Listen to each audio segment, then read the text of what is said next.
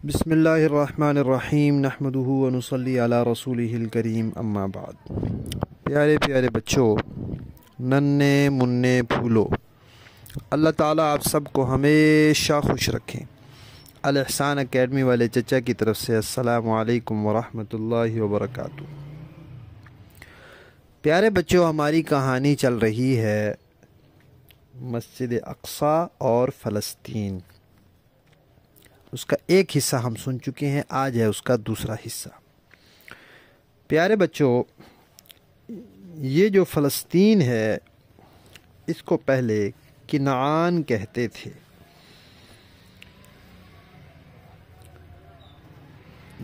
ابراہیم علیہ السلام ہجرت کر کے یہاں آئے،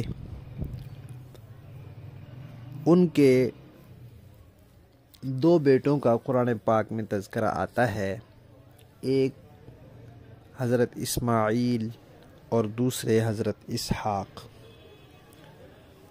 اللہ تعالیٰ نے ابراہیم علیہ السلام کو حکم دیا کہ آپ اپنے بیٹے اسماعیل کو مکہ مکرمہ پہنچا آئیں، ان کی والدہ سمیت، چھوٹے سے تھے بالکل، تو وہ پہنچا آئے۔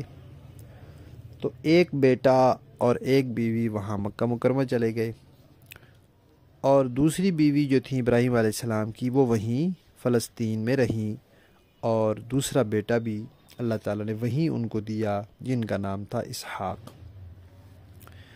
پھر اللہ تعالیٰ نے ابراہیم علیہ السلام سے کہا کہ آپ مکہ مکرمہ میں ہمارا ایک گھر بنائیں اسماعیل کو ساتھ لے کر۔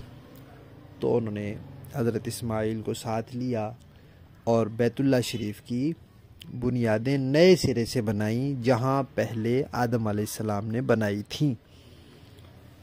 پھر وہ جب نوح علیہ السلام کے زمانے میں پانی کا طوفان آیا تھا تو اللہ تعالیٰ نے فرشتوں کو بھیج کے وہ دیواریں زمین سے اٹھوا لی تھیں، وہ فرشتے اٹھا کے آسمانوں پہ لے گئے تھے۔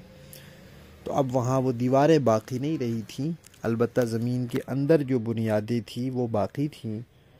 وہ بنیادیں کھود کر وہیں سے ابراہیم علیہ السلام نے پھر اس کی دیواریں بنائیں۔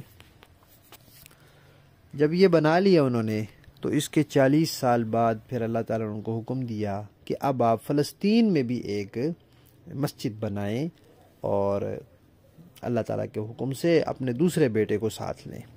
تو پھر انہوں نے وہاں ایک مسجد بنائی جس کو مسجد اقصی کہتے ہیں۔ پھر ابراہیم علیہ السلام فوت ہو گئے تو ان کے بیٹے اسحاق علیہ السلام وہیں رہے۔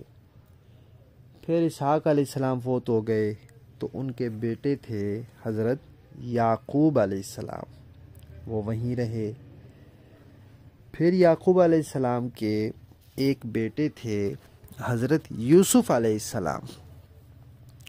حضرت یوسف علیہ السلام چھوٹے سے تھے تو ان کے بھائیوں نے ان کو کنویں میں ڈال دیا تھا، تو پھر وہاں سے ان کو کچھ مسافر اٹھا کر لے گئے، تو وہ پھر اس طرح یوسف علیہ السلام مصر پہنچ گئے۔ پھر وہ وہاں بڑے ہوئے، پھر وہاں اللہ تعالیٰ نے یوسف علیہ السلام کو بادشاہ بنا دیا۔ پھر جب وہ بادشاہ بن گئے تو پھر انہوں نے اپنے بھائیوں کو اور اپنے امی ابو کو بھی مصر بلا لیا۔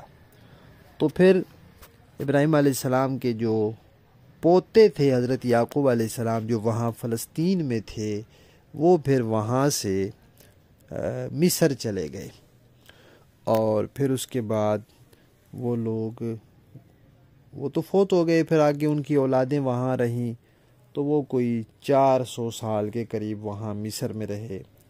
پھر اللہ تعالیٰ نے مصر میں موسیٰ علیہ السلام کو پیدا کیا۔ پھر موسیٰ علیہ السلام نے اللہ تعالیٰ نے موسیٰ علیہ السلام کو حکم دیا کہ اب آپ ان کو، اپنے برادری والوں کو، اپنی قوم والوں کو، بنی اسرائیل کو یہاں سے لے کر روانہ ہو جائیں۔ تو وہ وہاں سے لے کر روانہ ہو گئے۔ فرعون اور اس کے لوگ ڈوب گئے، موسیٰ علیہ السلام اور ان کے ماننے والے بچ گئے۔ تو پھر ان کو، موسیٰ علیہ السلام کو اللہ تعالیٰ نے کہا کہ اب آپ ان لوگوں کو، اپنے لوگوں کو ساتھ لے کر جہاد کریں۔ فلسطین پہ عمالقہ قوم کے لوگ قابض ہو گئے ہیں، تو جہاد کر کے ان سے چھڑائے۔ تو پیارے بچوں، اس وقت جب عمالقہ کے لوگوں نے فلسطین پہ قبضہ کیا ہوا تھا، تو اللہ تعالیٰ نے موسیٰ علیہ السلام کو فرمایا تھا کہ آپ کے لوگ جہاد کریں گے تو پھر یہاں ان کو فتح ملے گی، فتح ہم دیں گے، یہ جہاد کریں گے، پکی بات ہے کہ یہی کامیاب ہوں گے، ہم نے وعدہ کر لیا۔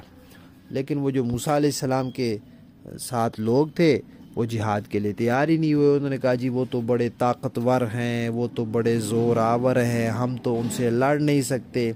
جیسے آج مسلمان سمجھتے ہیں نا، امریکہ بڑا طاقتور ہے، برطانیہ بڑا طاقتور ہے، اسرائیل کے پاس تو بہت اسلحہ ہے، ہم تو ان سے لڑ ہی نہیں سکتے۔ تو کمزور مسلمان، کمزور عقیدے کے جو کچے مسلمان ہوتے ہیں نا، وہ ایسے سمجھتے ہیں۔ جو پکے مسلمان ہوتے ہیں وہ کہتے ہیں امریکہ جتنا مرضی بڑا ہے، اللہ تعالیٰ اس سے بھی بڑے ہیں، تو پھر وہ لڑائی شروع کر دیتے ہیں۔ تو اس وقت انہوں نے جہاد کرنے سے انکار کر دیا، تو اللہ تعالیٰ نے بھی کہا کہ ان کو ہم فلسطین میں نہیں آنے دیں گے، ان کو بیت المقدس ہم نہیں دیں گے۔ تو وہ پھر وہیں مصر میں ایک میدان ہے، اللہ تعالیٰ نے کہا یہ اس میدان میں بند ہو جائیں گے۔ وہ اس میدان میں رہے، 40 سال تک وہ اس میدان میں ہی رہے، وہ وہاں سے باہر نکل ہی نہیں سکتے تھے۔ پھر کیا ہوا؟ پھر انشاءاللہ ہم کہانی کے اگلے حصے میں سنیں گے۔ ہماری کہانی مسجد اقصی اور فلسطین کا دوسرا حصہ ختم۔